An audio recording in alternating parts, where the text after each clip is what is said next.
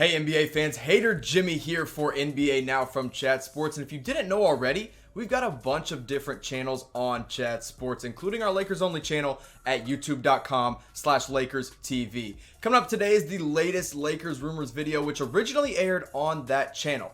Not a Laker fan? That's okay. Let us know who your team is in the comment section below, and maybe your team will get the next channel here on Chat Sports.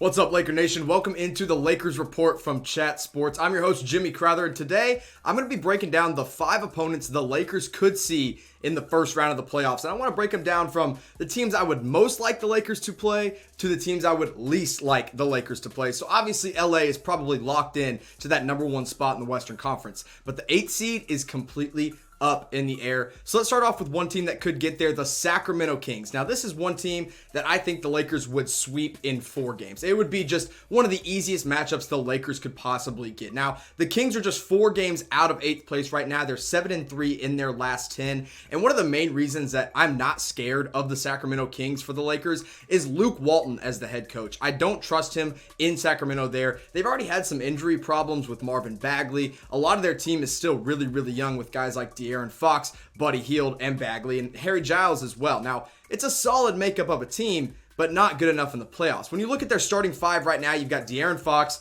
Bogdan Bogdanovic, Harrison Barnes, Nemanja Bjelica, and Harry Giles. Of course, Marvin Bagley is hurt, but look at that lineup. Who in the world is going to guard LeBron James? Harrison Barnes? Yeah, that's an easy win. And then who in the world is going to guard Anthony Davis? Harry Giles? Are you kidding me? That's an easy matchup for the Lakers. This is the ideal situation, but they are 4 games out of 8th place. Now, one player I do like on the Kings a lot is De'Aaron Fox, their starting point guard. He was a high draft pick, and really he's proven himself why. He's super quick. He can get to the basket. And I do think he could cause some problems for the Lakers backcourt if they faced off with the Kings, but I think that's unlikely. Now, before I get into my next team, I want to ask you guys, which team do you want to see in the first round if you're a Lakers fan? For me, it's the Sacramento Kings. Young team, young head coach. Don't trust them in the playoffs quite yet, but let me know who you guys think in the comment section as you watch this YouTube ad break. Now let's talk about the Portland Trail Blazers. This is the next team that I think the Lakers would really have no trouble with. Now, they're a full 4.5 games behind the Memphis Grizzlies for that 8th seed right now, and Jusuf Nurkic is expected to return pretty soon from that injury, but I'm afraid Jusuf Nurkic isn't going to come in and save this team. With their starting 5 right now, you of course have the dynamic duo of Damian Lillard and CJ McCollum, and then they just traded for Trevor Ariza. They've got Carmelo Anthony at the 4 and Hassan Whiteside at the 5. So that's a lot of veterans, but not a lot of veterans that are contributing to a winning team. Carmelo Anthony, we've seen him on teams. He's not contributing to winning games. Hassan Whiteside, we saw him on the Heat putting up big numbers. Doesn't contribute to wins. Trevor Ariza at this point in his career, if he's the one guarding LeBron, that's a 40 piece every single night. Ariza is not that good of a defender anymore. Now, the 2 guys that I'm a little bit scared of if the Lakers had to play the Portland Trail Blazers are Dame and CJ. I just talked about them, so let's talk about them a little bit more here. Damian Lillard's having a great year. He's averaging 29 points per game, 7.8 assists, and nearly 5 rebounds as well. Dame is, look, he's playing at an MVP level. However, his team is not performing accordingly. They are not getting the wins they need to. Now, CJ McCollum, his sidekick, another guy that I love. However, I think McCollum could really benefit from a change of scenery at some point, but that's a topic for another show. CJ is averaging 22.5 points per game, 4 boards, 4 assists, and he shoots the ball well as well. But I'm not really scared of them when the Lakers have a dynamic duo of LeBron James and Anthony Davis. LeBron, of course, a top 2 MVP candidate right now, 25.7 points per game, 10 assists, 8 boards. He's doing everything you need him to do on the court in this year of his career. He just keeps getting older, but he just keeps getting better as well. Anthony Davis, really, in my opinion, Defensive Player of the Year, also an MVP candidate, probably top 5, 27 points per game, 9 boards, 1.5 steals, and 2.5 blocked shots. I mean, he's doing everything on the floor on both ends for the LA Lakers. And when you got a guy like Trevor Ariza checking LeBron James and probably Hassan Whiteside checking AD, I have no problem playing the Portland Trail Blazers, especially with the slide that they're in right now, 3-7 in their last 10 games. Now, Laker fans, before I get into my third team that I have for the Lakers, I want to tell you about our friends over at BetDSI. If you're a loyal watcher here at Chat Sports, you've probably already been making money with BetDSI by going to chatsports.com/bet and then using our promo code for Laker fans only, Lakers120. That'll give you a 120% deposit bonus with BetDSI when you put your money down with them. Go bet on some Laker games, go bet on some NBA games, make some money today with chatsports.com/bet, our friends over at BetDSI. Now let's talk about the San Antonio Spurs. These are not the Spurs that we know of old, the consistent, always winning games San Antonio Spurs. They have not been any good this season. They're currently 5 games back of the 8th seed, so they're still in the running. We can't count them out quite yet, but it's not looking good for San Antonio. They're 4-6 in their last 10 games, and LaMarcus Aldridge has been hurt a little bit lately, but nothing that should derail them quite this much. However, the reason I have them above the Portland Trail Blazers and above the Sacramento Kings is because of one man and one man only.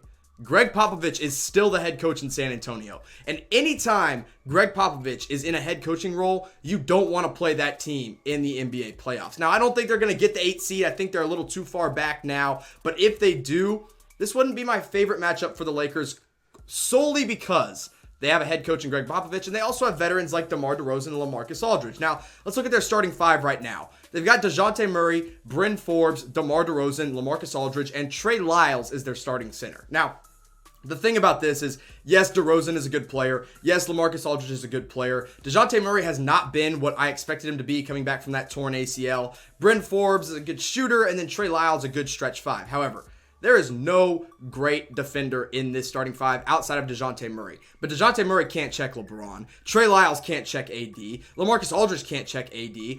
I love this matchup for the Lakers on the court, but when it comes to on the paper with Greg Popovich, it scares me just a little bit.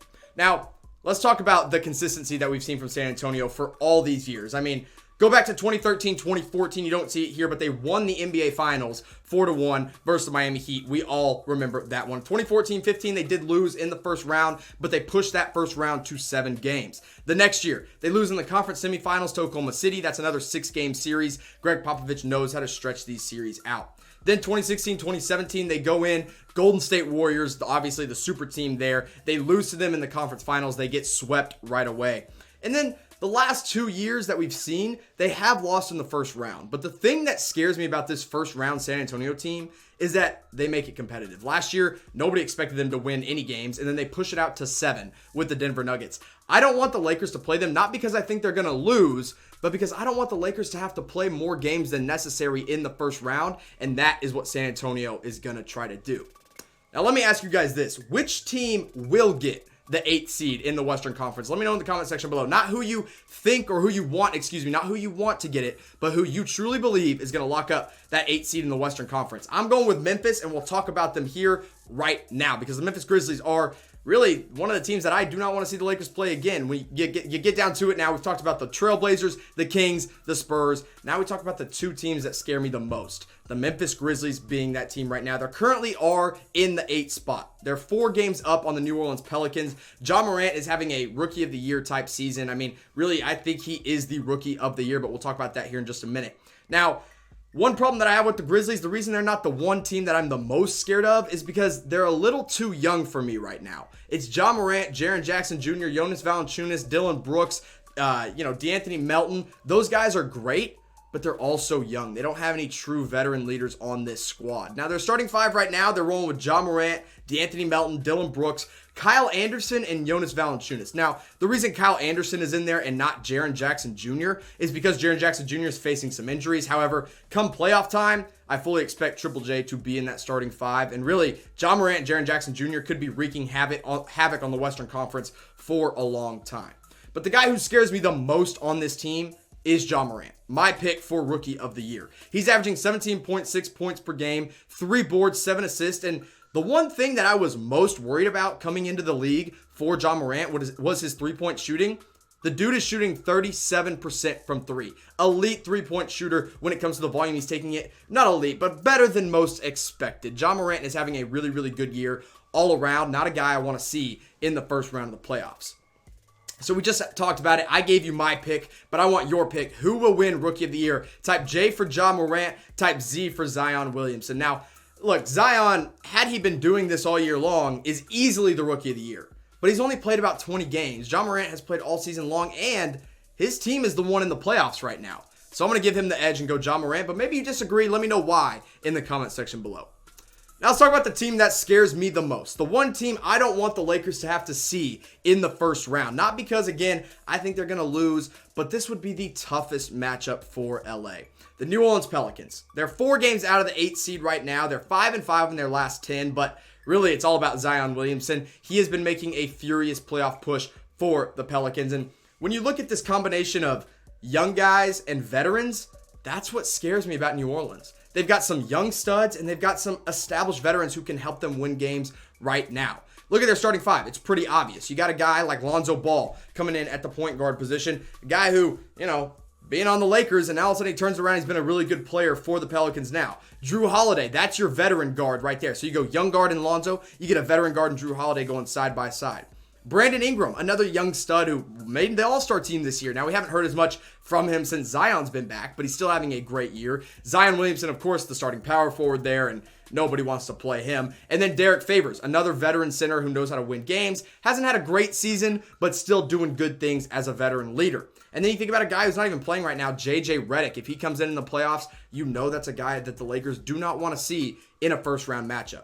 Let's talk about Lonzo Ball just a little bit more, because we heard from his big loudmouth father, LeVar, say that you don't want to play Lonzo, you don't want to play playoff Lonzo. Okay, well, calm down. We've never seen playoff Lonzo. We might not even see playoff Lonzo this year, but he is averaging 12.4 points per game, 6 boards, and 7 assists. But the thing that has really changed the most, the thing that's really turned the corner for Lonzo Ball is his three-point shooting. He's shooting 38% from 3. That form looks so much better. He's a guy that you want shooting threes this year. And defensively, he's doing really well also.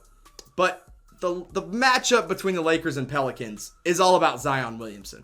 Because who's going to come in and guard Zion? Is it going to be LeBron? Do you want LeBron banging up with Zion all night long? Do you want Anthony Davis going up against him all night long? I'm not sure. It's a tough matchup there. However, here's the thing with Zion, and nobody's really talking about this right now, so I'm going to give it to you first. Zion has struggled defensively.